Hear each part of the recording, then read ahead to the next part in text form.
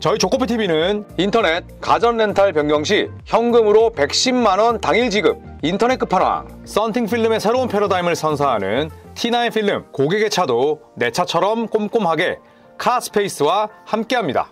네, 반갑습니다 여러분. 조코피TV 조현일입니다. 자, 오늘 제가 촬영이 여러 가지가 있는 이유로 집에서 이렇게 찍게 된 점 양해 부탁드리고요. 보이스 레코더 있으니까 아마 음질에는 문제가 없을 겁니다. 자, 오늘 제가 준비한 주제는 NBA 선수들의 리크루팅 능력입니다. 리크루팅, 말 그대로 선수를 직접 데려오거나 혹은 구단 프런트를 압박해서 우리의 전력을 강화시키고 로스터를 키우는 그런 영향력을 발휘한 선수들을 한번 살펴볼까 하는데, 뭐 너무 옛날로 또 거슬러 올라가면 재미없으니까 최근 선수들 위주로 한번 꼽아봤습니다. 지금 인터넷 끝판왕에서 모르면 못 받는 현금 지원금 110만원 받을 수 있습니다. 내가 내는 월 요금에 포함되어 있는 거라 이거 받지 않으면 결국 나만 손해보는 겁니다. 현금 지원금 110만원에 합리적인 요금 설계로 결합 할인 72만원까지도 놓치지 않고 챙겨준다고 하는데요. 약정이 남아있어도 상관없습니다. 인터넷 끝판왕에서 구독자분들을 위해 지금 사용 중인 상품보다 얼마가 이득인지 확인만 해보셔도 스타벅스 커피 쿠폰을 증정! 현금 사은품을 혹시라도 더 주는 곳이 있다면 차액 150% 보상한다고 하니까 다른 데 알아볼 필요 없이 믿고 하셔도 됩니다. 365일 상시 상담 가능하니까요. 1555-3312로 전화하시거나 더보기란 고정 댓글 링크로 확인해보세요.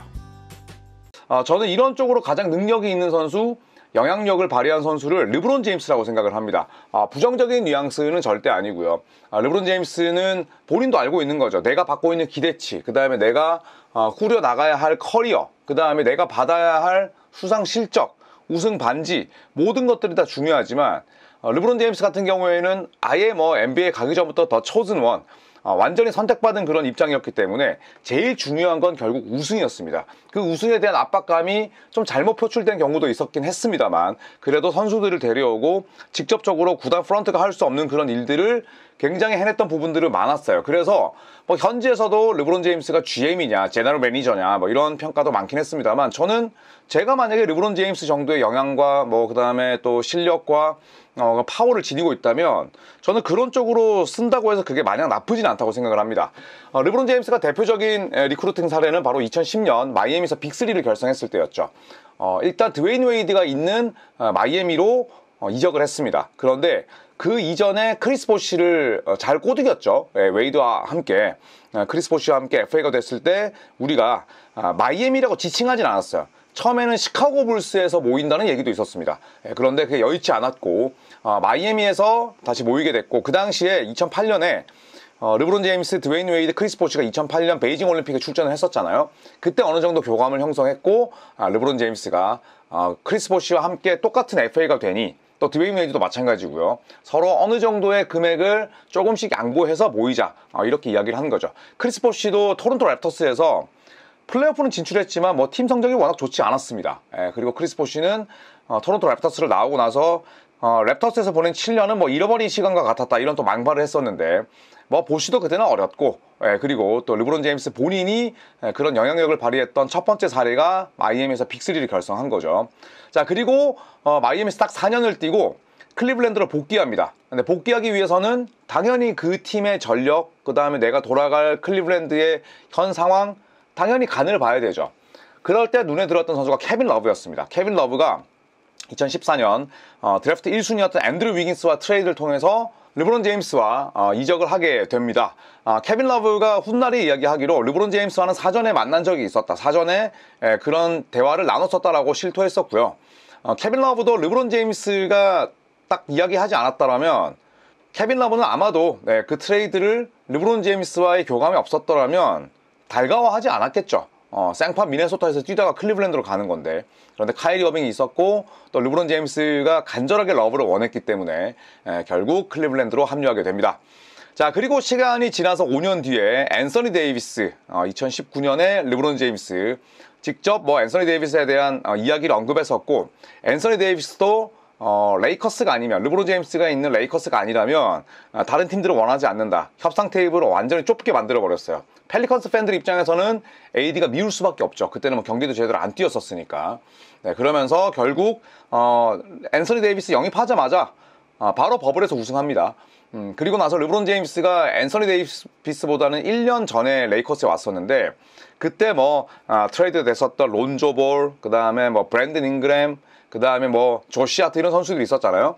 카일 쿠즈마도 있었고, 그때 레이커스 팬들이 아니라 레이커스 반대쪽에 있는 팬들이 무슨 얘기를 했었냐면, 야, 젊은이들, 르브론 제임스가 너를 트레이드 해버릴 거야, 이렇게 합창하기도 했었어요. 그런데 아니나 다를까 바로 그 선수들을 매물로 앤서니 데이비스를 데려오게 되죠. 나쁘지 않다고 생각합니다. 그리고 나서 레이커스는 우승을 했고 르브론 제임스는 서로 다른 세계 팀에서 우승을 달성을 했기 때문에 서로의 니즈가 맞았다고 봐야겠죠. 자, 그리고 러셀 웨스브룩도 르브론 제임스가 직접 구단 프런트에 요청을 해서 데려옵니다. 하지만 웨스브룩과는 언해피가 될 수밖에 없었고요. 다만 러셀 웨스브룩을 데려오는 과정에서 르브론 제임스의 그런 희망사항, 메시지가 없었더라면 구단 수뇌부가 웨스브룩을 데려오진 않았을 거예요. 그래서 그 부분은 결과만 놓고 보자면 실패했긴 했습니다만, 웨스브룩이 그 당시에 레이커스를 오는 것만으로도 엄청난 관심을 모았었죠. 앤서니 데이비스, 르브론 제임스, 웨스브룩이 한 팀에서 뛴다? 전성기가 웨스브룩이 지나긴 했습니다만 쉽게 상상할 수 없는 그림이긴 했어요. 자, 그래서 저는 르브론 제임스를 리그 내에서 가장 영향력 있는 리크루터이자 또 구단 수뇌부에 준하는 권한을 행사한다, 이렇게 생각을 합니다. 물론 앤드류 위긴스 트레이드 됐고, 그 다음에 론저벌, 브랜든 잉그램 전부 다 팀을 떠나게 되긴 했습니다만, 그렇다고 하더라도 르브론 제임스 본인이 가지고 있는 영향력을 적법하지 않은 방법으로 쓴 건 아니기 때문에 이거는 개인의 선택의 문제가 아닐까 생각을 합니다.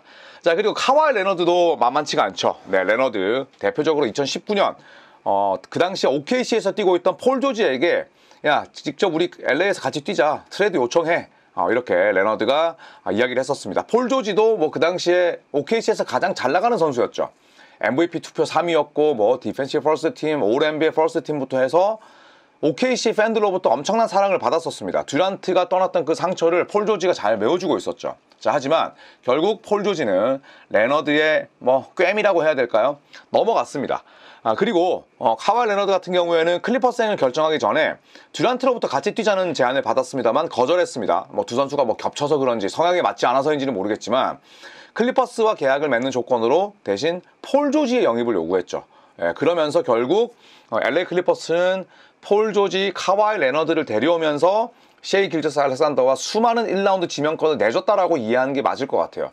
저희가 우스갯소리로, 야, 폴 조지 한 명 데려오는데 길저스 알렉산더부터 해서 1라운드 픽을 몇 장을 준 거야, 이렇게 해석을 할 수도 있지만, 저는 사실 냉정하게 말씀을 드리자면 길저스 알렉산더 떠나고 1라운드 픽 다발로 줬을 때 레너드와 폴 조지가 패키지라고 생각을 해요.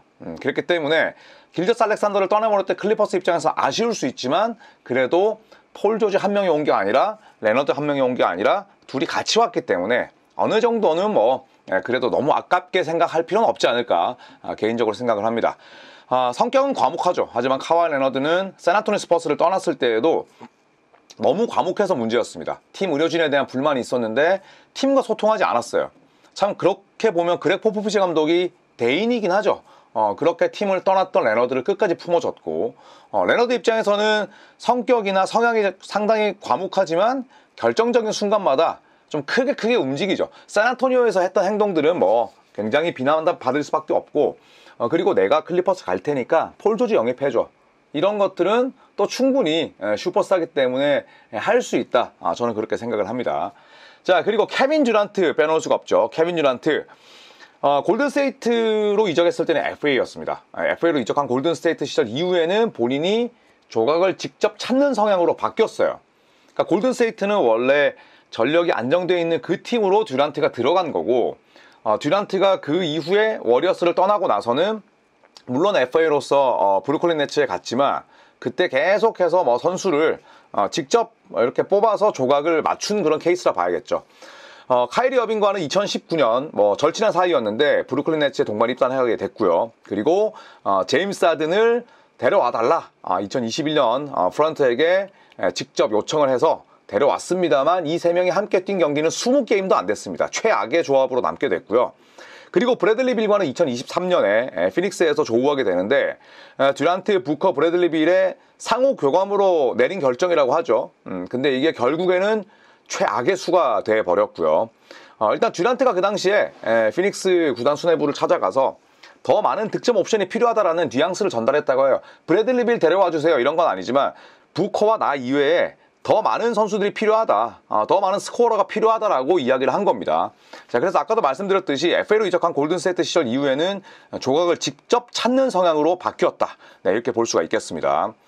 자, 그리고 지미 버틀러입니다. 지미 버틀러는 뭐 듀란트나 레너드나 혹은 르브론 제임스만큼 뭐 엄청나게 그런 리크루팅 능력을 과시한 건 아니었습니다. 하지만 2021년 본인과 친했던 카일 라우리의 마이애미 행을 설득했었고요. 네, 그리고 PJ 터커도 함께 데려왔죠.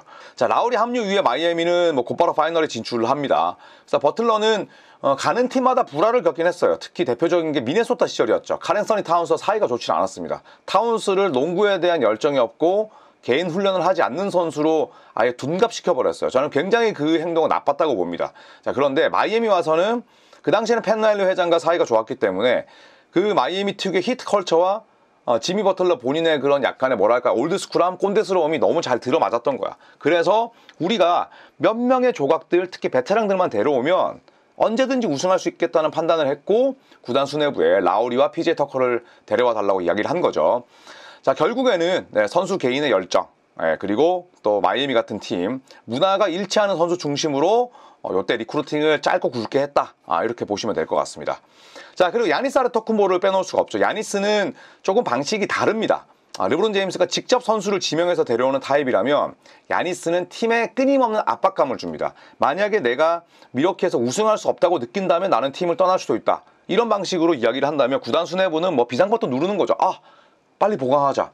우리 야니스가 이상한 마음 갖지 않도록 어떤 식으로도 한번 짜내서 FA를 영입하던 연장 계약을 맺던 좋은 신인을 뽑던 해보자. 이런 식의 좀 뭐랄까요, 건강한 방식으로 압박감을 주는 타입이긴 해요. 그러니까 릴라드를 2023년에 팀 동료로 맞이했는데 공식적으로는 릴라드 데려와 달라 영입 관련 언급은 하지 않았어요. 다만 인터뷰를 통해서 간접적인 의사를 전달했죠. 우리는 팀 전력 더 강해져야 돼. 나와 뭐 크리스 미들턴 이외에 다른 선수도 필요해. 뭐 이런 식으로 이야기를 했는데 프론트 오피스의 태도가 적극적으로 바뀌었습니다. 네, 그러면서 결국 릴라드를 데려오게 됐고, 또 브룩 로페즈와 야니스는 서로 우승도 합작했고 또 같은 프론트 코트이기 때문에 절친한 사이입니다. 그러니까 브룩 로페즈가 2023년에 FA로 풀렸을 때 팀 내부 회의에서 저는 로페즈 잡아줬으면 좋겠는데요. 자, 이 이야기로 또 로페즈가 결국 재계약을 하게 됐죠. 연장 계약을 맺게 됐습니다. 그러니까 결론을 내자면 리크루팅보다는 구단을 압박하는 스타일이라고 보시면 될 것 같고요. 또 결과적으로는 뭐 리크루팅에 준하는 그런 큰 영향력을 발휘하고 있다, 이렇게 보시면 될 것 같습니다.